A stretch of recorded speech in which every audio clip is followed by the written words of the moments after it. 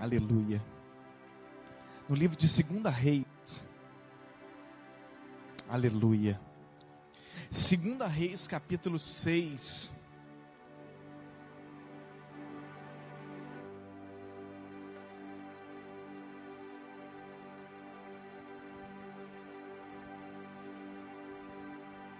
Verso 12.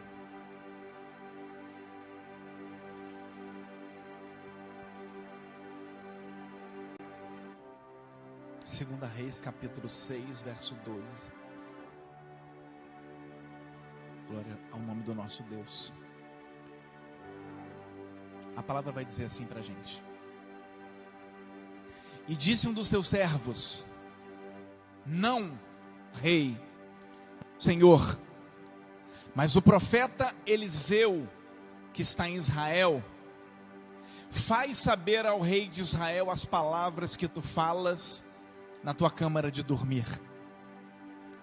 E ele disse: vai e vê onde ele está, para que eu envie e mande trazê-lo.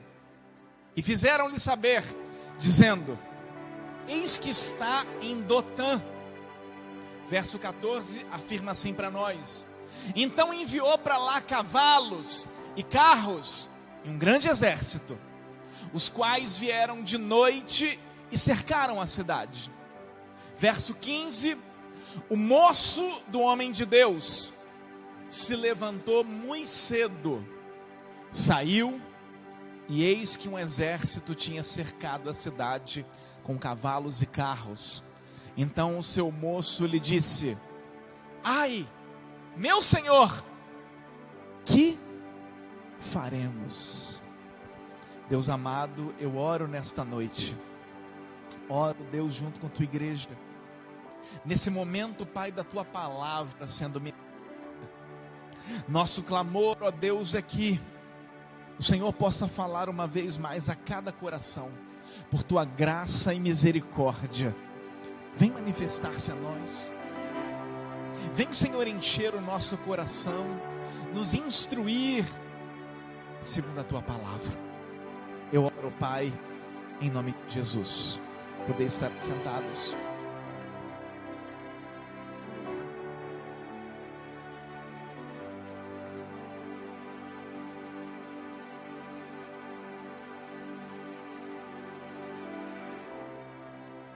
Nós já pregamos nessa passagem em outras ocasiões, ou citamos em outras mensagens. O contexto dessa palavra vai nos mostrar que o rei da Síria, a Síria era inimiga, nação inimiga da nação de Israel. Eles planejavam ataques contra Israel.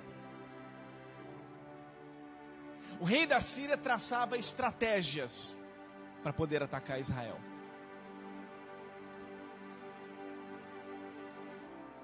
Só que essas estratégias, antes de serem executadas, Deus revelava a Eliseu, ao profeta, e o profeta avisava ao rei de Israel, dizendo: olha, naquele lugar ali, vocês não fiquem porque vai haver ataque. Naquele outro lugar, não fiquem porque vai haver ataque. E como é que Israel agia? Israel se precavia dos ataques, porque havia um aviso vindo da parte de Deus. O rei da Síria então começa a procurar entre o seu próprio povo. Ele não consegue entender como os ataques, as estratégias e os intentos dele são sempre frustrados. Ele não consegue entender isso. E aí ele começa a desconfiar que no meio dos seus homens, no meio dos seus próprios soldados, haveria alguém que estava vazando informações, que a gente chama no português, no carioquês, de um X9, de que alguém estava dando a informação para Israel. E nessa caça pelo entre aspas, X9, alguém avisa para o rei: rei, não tem X9 aqui, ninguém está te traindo.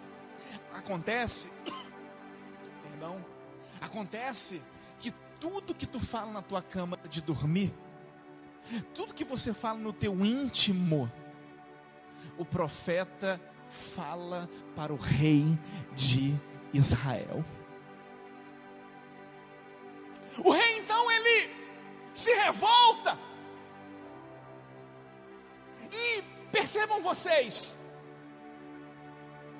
quando ele se levanta contra Israel, ele está pensando que está se levantando apenas contra Israel, mas na verdade ele está se levantando contra Israel e contra o Deus de Israel.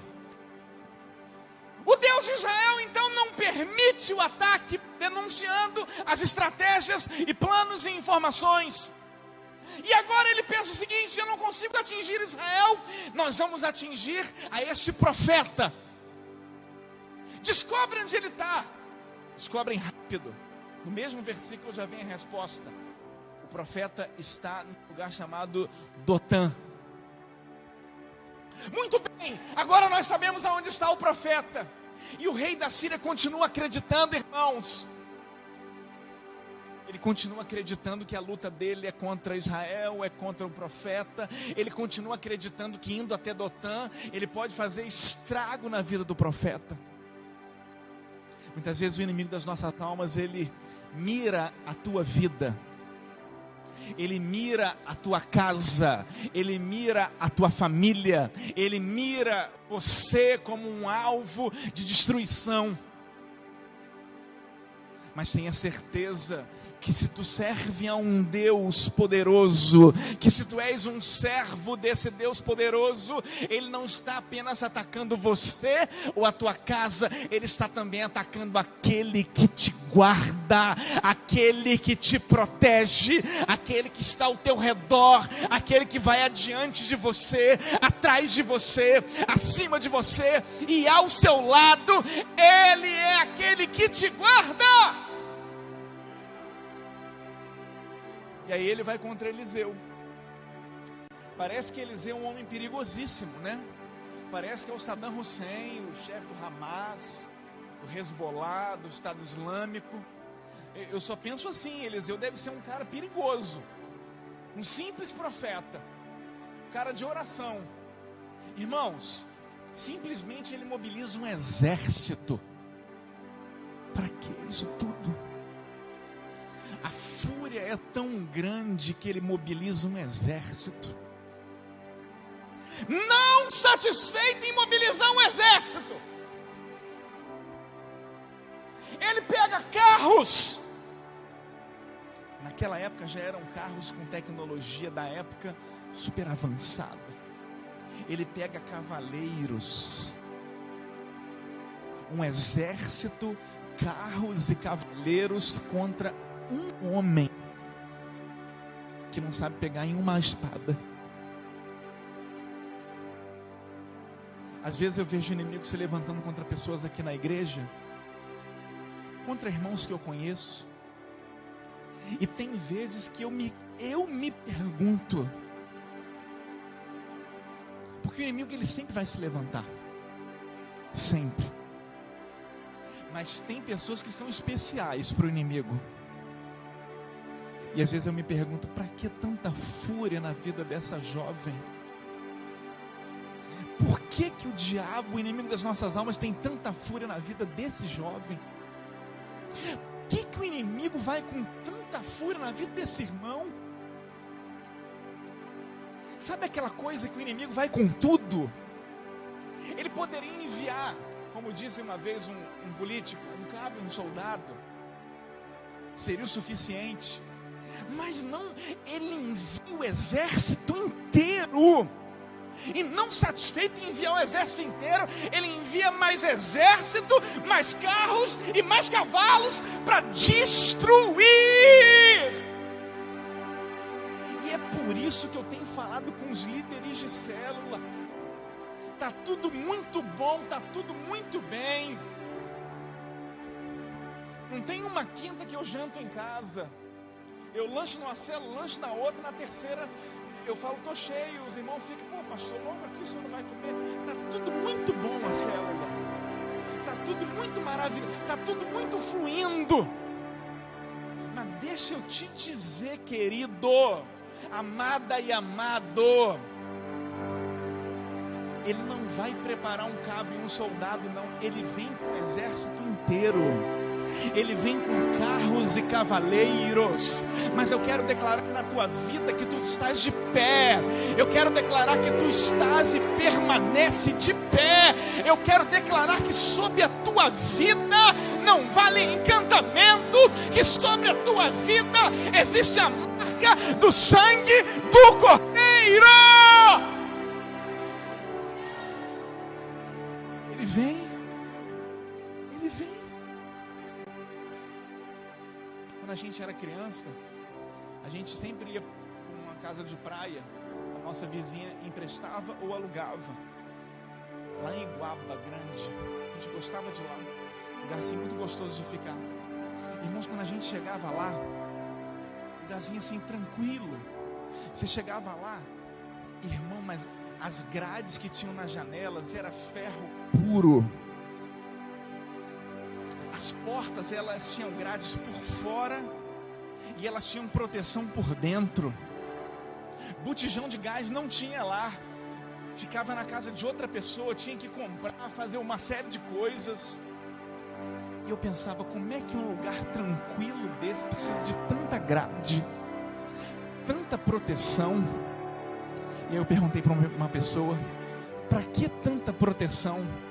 A pessoa me respondeu, porque aqui é alvo. Quando todos saem, não tem ninguém aqui que torna alvo.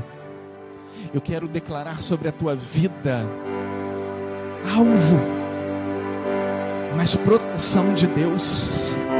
Proteção na tua porta, proteção na tua janela, proteção no teu telhado, proteção ao redor, proteção em cima, proteção dos lados, a guarda do Altíssimo, o guarda de Israel que não tosqueneja. Aleluia. Mas a gente tem que entender uma coisa. Domingo eu preguei. Domingo nós começamos essa mensagem em outro texto, em outro parâmetro, e hoje ela continua. Eu conversava com o Senhor essa noite e Ele me direcionava que a gente precisa continuar virando a chave na nossa vida, mas hoje no sentido da maturidade espiritual. Vamos para o texto? Eu vou chegar, você vai entender. Vem comigo, Raquel. O texto vai dizer no verso 15 assim. Vem comigo, por favor. O rei da Síria vem com um exército. Me acompanha, igreja. O rei da Síria vem com um exército. E quando o moço do homem de Deus, o jovem, abre a porta da casa. Imagina se acorda de manhã. Se acorda de manhã, abre a janela. Quando você abre o portão, quando você abre a porta da tua casa, você ouve o barulho da arma. Tem um exército de inimigo ao teu redor. E foi assim que o moço fez. Ai, meu Senhor, o que faremos? Olha o que o verso 16 vai dizer. E ele disse, o Senhor, o profeta falou. Escuta essa, porque isso aqui é profético para mim e para você. Olha a resposta do profeta. Não temas, não temas, porque mais são os que estão conosco do que os que estão com eles. Segura no 16, por favor, eu vou repetir. Vou falar de novo. Não temas, porque mais são os que estão conosco do que os que estão com eles. Aleluia. Glória.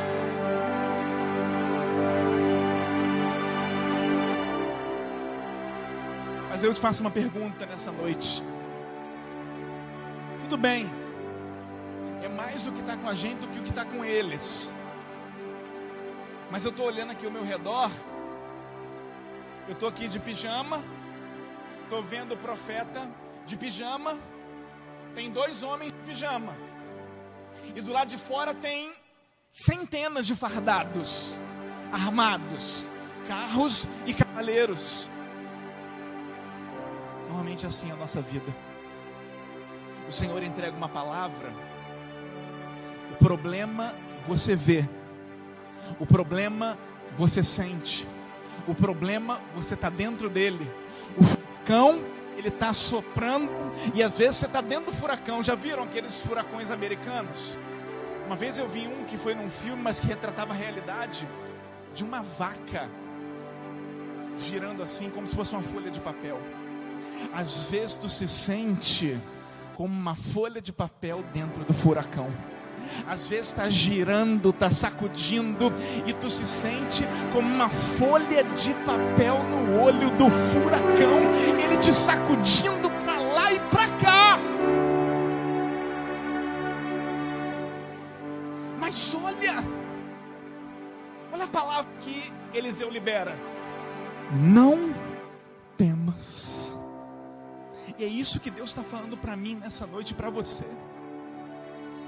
Não temas. Não temas é não ter medo. Não tenha medo. Por que não ter medo? Porque a circunstância aponta para um massacre. A circunstância ao meu redor aponta para um massacre. A circunstância ao meu redor aponta para uma derrota. Então a minha carne sente medo, sim, mas a palavra é: não temas. É tempo de virar essa chave hoje na tua vida. Virar essa chave de que daquele que só consegue contemplar a circunstância ao redor. A gente só olha a circunstância. Meu casamento está em crise. Estou parafraseando, não é o meu. A família não vai bem. Filhos problemáticos, desemprego, falta de dinheiro, palavras de derrota. Ou seja, já era a teu respeito. Muitas vezes são essas palavras.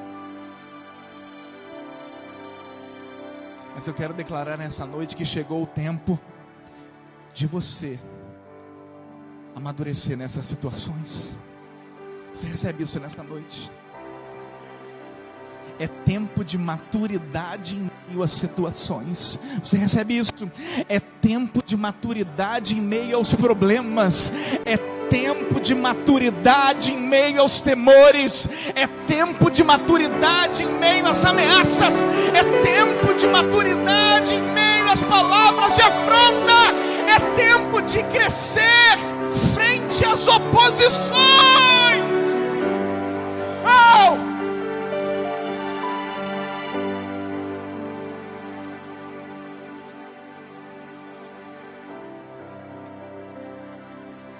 Quando Deus quer te amadurecer, sabe o que Ele faz? Pablo está aqui hoje, seja bem-vindo, meu querido, meu amado. A gente sempre se fala, né? Meu querido, sabe o que Deus faz quando Ele quer nos amadurecer? Jonas, Ele não dá um diploma pra gente. Alex, quando Deus quer nos amadurecer, Ele permite situações. Situações, Ana, desconfortáveis, situações que nos confrontam, situações que nos incomodam. Eu já passei por várias. Eu já percebo, às vezes, Deus querendo me levar a fazer coisas que eu não quero fazer, que a minha carne não quer, que a minha timidez não quer, que a minha limitação não quer, que a minha crença limitante não quer. E às vezes a gente resiste, às vezes a gente se segura, e Deus vai permitindo situações para tu dar um passo. Deus vai permitindo situações para tu dar outro passo. Deus vai permitindo situações para tu dar outro passo. Eu poderia aqui dar vários exemplos da minha vida pessoal, de Deus abrindo situações e falando: te vira, só te aviso uma coisa, estou contigo. Te vira no problema, mas tu tem que se virar. Tu tem que fazer alguma coisa ao teu respeito. Buscar, orar, chorar, vir para a consagração, ir para o monte, obedecer, fazer propósito. Vai fazer alguma coisa. Te vira. Só avisa uma coisa, estou contigo, mas vai ter que se virar para produzir essa pérola. Ou minha vida está repleta dessas situações. Vivi uma dessas há poucos dias atrás. Falei com minha esposa e com alguns irmãos. E Deus, Ele vai permitindo situações. Eu me recordo do que está no livro de Daniel, no capítulo 10 do livro de Daniel. Daniel recebe uma revelação, Natália, e ele fica assim, triste com a revelação, porque a revelação parece não vir completa, Isabela. E ele fica: meu Deus. A Bíblia vai dizer que Daniel fica triste. Quantos aqui já ficaram tristes? Todo mundo. Quantos aqui estão tristes por uma situação? Pensa, não precisa levantar a mão. Pastor, eu estou triste. Aconteceu isso na minha vida. Meu marido fez isso, minha esposa fez aquilo. Aconteceu isso no meu trabalho. Hoje eu estou triste, pastor. Então essa palavra é para você. Daniel recebe a revelação pela metade e fica triste. A Bíblia vai dizer que por 3 semanas Jonas ele ficou triste. Enquanto ele ficou triste, ele não comeu carne, não tomou vinho, nem banho direito ele tomou, que ele disse que não se ungiu. Ele ficou meio que de jejum nesses 20 dias, nessas 3 semanas. 3 semanas triste, aborrecido. Irmãos, isso é a pior coisa para o ser humano. Mas sabe por que Daniel estava triste? Porque, Natália, ele só conseguia ver a circunstância ao redor dele. Eu vou te explicar. Às vezes você está triste, Thaísa. Às vezes você está triste, Tainá. Às vezes você está com medo, Patrícia Martins, porque tu só consegue contemplar o que está ao teu redor. Mas Deus hoje te traz aqui para, eu não falo só você, eu também, para nos amadurecer, para a gente não ver só ao redor, para a gente contemplar acima do que está ao nosso redor. A Bíblia vai dizer que Daniel triste, 3 semanas tristes. Pastor, eu não estou 3 semanas, estou só uma. Pastor, eu estou 15 dias triste. Dá até dor no estômago, até cabelo cai, eu não consigo me alimentar. Daniel, o profeta, o grande profeta, ficou assim. A Bíblia vai dizer que no 24º dia vem uma revelação estrondosa. Vem um anjo falar com ele e diz assim: olha, vamos para a Bíblia. Não vai ficar com minhas palavras não. Daniel 10, Raquel, por favor. Capítulo 10. Aleluia. Deixa eu ver aqui o versículo, acho que é o 14. Versículo 12, 10, 12, vamos lá. Olha a palavra de novo. Não temas, Daniel, porque desde o primeiro dia, quantos dias ele estava? Mais de 20. Olha o que Deus vem falar. Desde o primeiro dia que aplicaste o teu coração a compreender e a humilhar-te perante o teu Deus, são ouvidas as tuas palavras. Deus está dizendo aqui que Ele está te escutando desde o primeiro dia. Não importa quantos dias tu tem clamado, Deus está dizendo: eu estou te ouvindo desde o primeiro dia.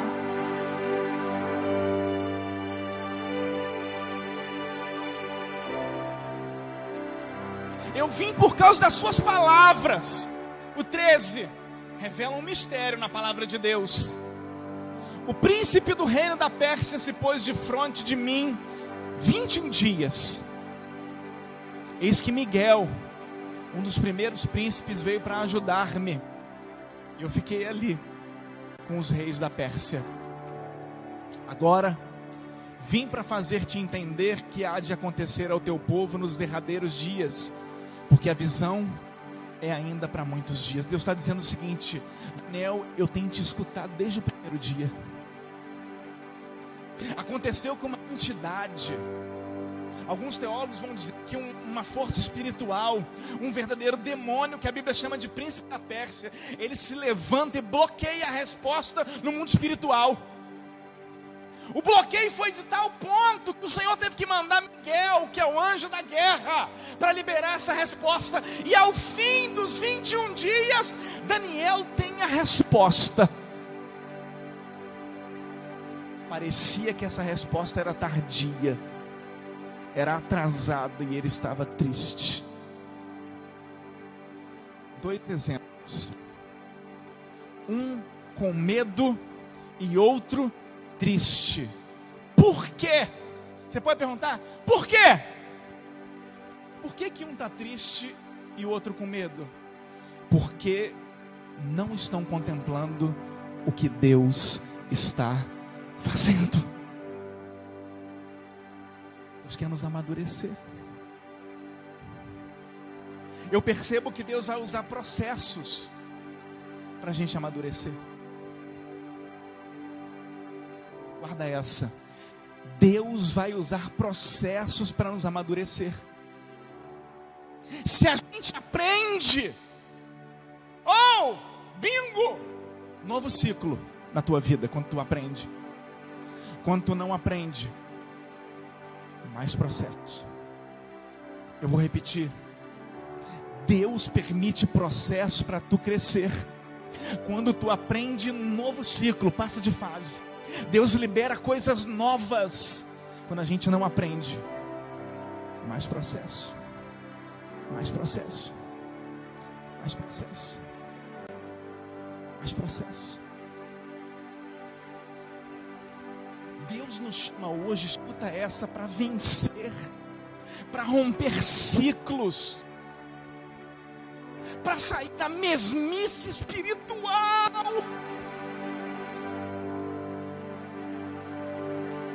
Sempre o problemático da igreja. Deus quer que tu saia dessa. Frequente nas festas, nos lanches, mas que foge de orações. Não consegue ter intimidade com a palavra. Deus está chamando para sair dessa. Deus está chamando para profundidade, para novos ciclos, para virar a chave da tua vida.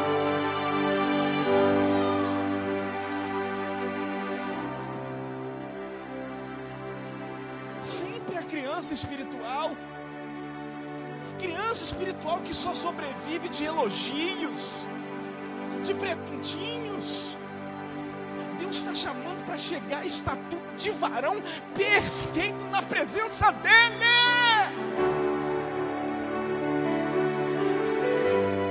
O Espírito Santo pergunta: até quando? Domingo a pessoa veio marcar gabinete comigo, eu não vou citar nome para não expor.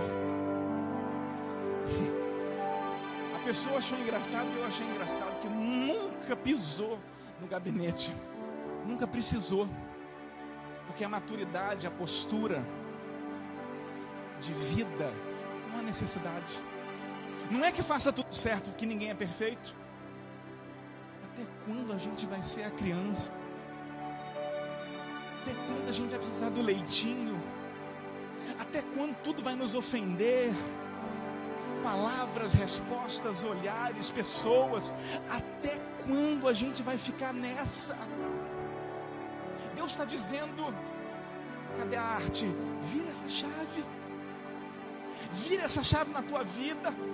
Cadê a arte? Raquel, vira essa chave. alcança a maturidade, alcança a estatura, alcança outro nível. Vira essa chave que Deus está te dando no teu coração.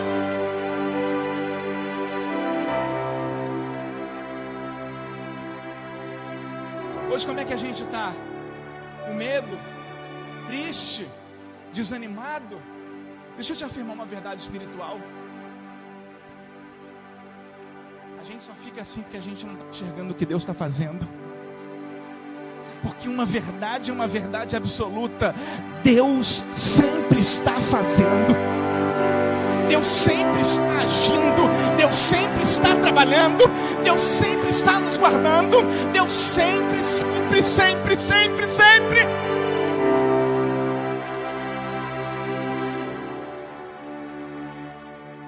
O verso 17 lá de 2 Reis 6 vai dizer que Eliseu ora para que a visão espiritual do jovem se abra. Vem comigo, Raquel. Abra os olhos para que veja. E o Senhor abriu os olhos do moço e viu um monte que estava cheio de cavalos e carros de fogo em redor de Eliseu. O que o jovem viu? Primeiro ele viu com os olhos carnais o inimigo em volta.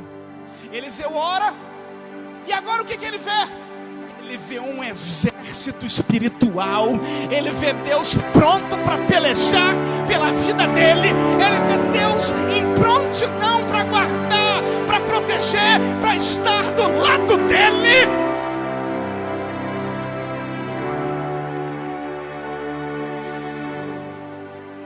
Cadê o medo? Não tem mais medo, porque agora ele vê o que Deus está fazendo. Não tem mais medo, não tem mais temor, porque agora ele contempla o que Deus está fazendo. Não tem mais receio, porque agora contempla o que Deus está fazendo.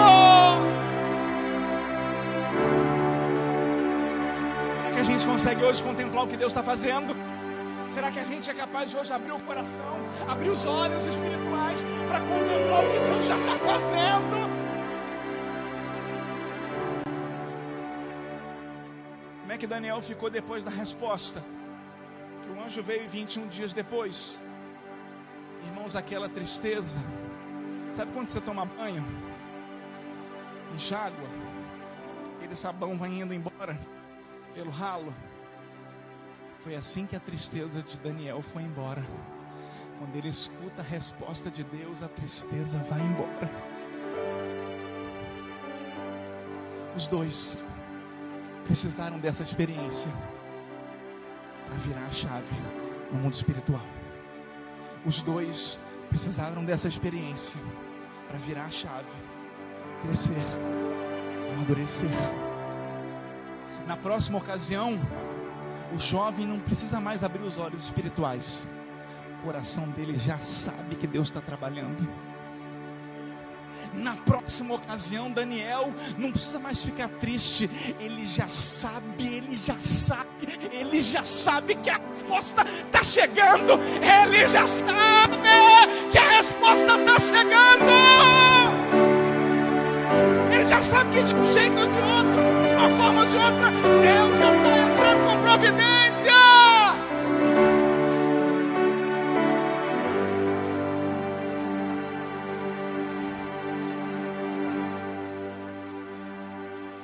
Vira essa chave hoje na tua vida. Muitas vezes improdutivo, uma vida de embaraços, uma vida amarrada, presa. Quinto estudo da célula é: Deus desembaraça, Deus desfaz embaraço. Muitas vezes a vida é embaratada. Passa a enxergar, passa a ver o que Deus está fazendo. Vira hoje essa chave. Deixa de ser menino, espiritualmente falando. Deixa de ser menina, espiritualmente falando. Sempre tristinho, se aborrece, se enfraquece. Agora tu faz parte de um reino. O teu pai está cuidando de tudo. Quando você sentir medo, insegurança, peça a resposta ao teu pai. E diz assim: Pai, Se eu não estou conseguindo crer, me faz ver.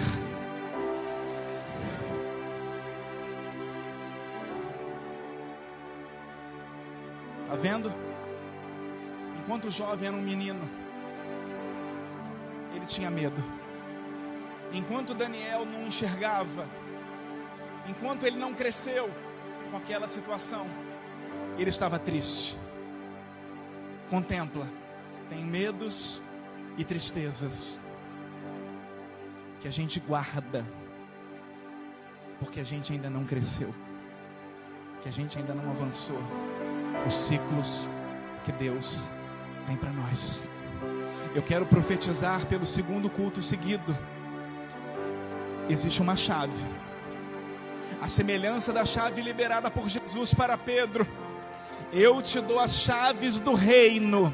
O que você ligar aqui será ligado lá, o que desligar aqui será desligado lá. Tem uma chave aqui hoje, tem uma chave pronta para abrir um novo ciclo. Entenda, a chave que é tua só abre a porta que é tua. A chave que Deus dá tem segredo. Igual a chave da tua casa. A chave da tua casa não abre a porta do vizinho. A do vizinho não abre a tua porta. A tua chave só abre a tua porta. E Deus está falando: eu dou chave hoje para o teu crescimento. Eu dou chave hoje para tu vencer essa situação, para tu contemplar minha ação, minha resposta, para tu inaugurar um novo ciclo na tua vida. Não vai mais ficar tomando leite, vai aguentar comida forte, vai aguentar comida elaborada, vai digerir comida pesada, comida com substância, com consistência. Porque eu vou te dizer uma coisa, vamos estar de pé. Vamos estar de pé em nome de Jesus.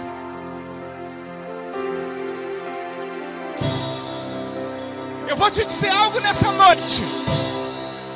Você já sabe, mas eu vou te dizer: grande, é coisa grande o que Deus tem para fazer nesse lugar. Não pense que será através da minha vida, solo, isolado. Vai ser através da tua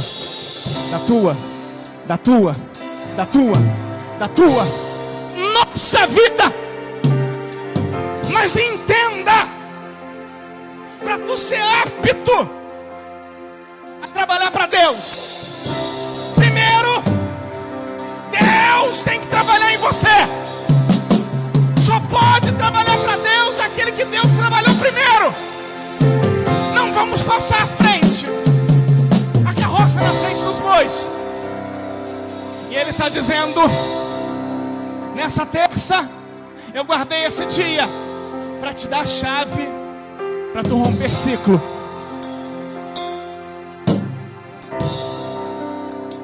Para tu ser mais estável. Para a obra que está sendo planejada sair do plano, se tornar uma realidade em tua vida.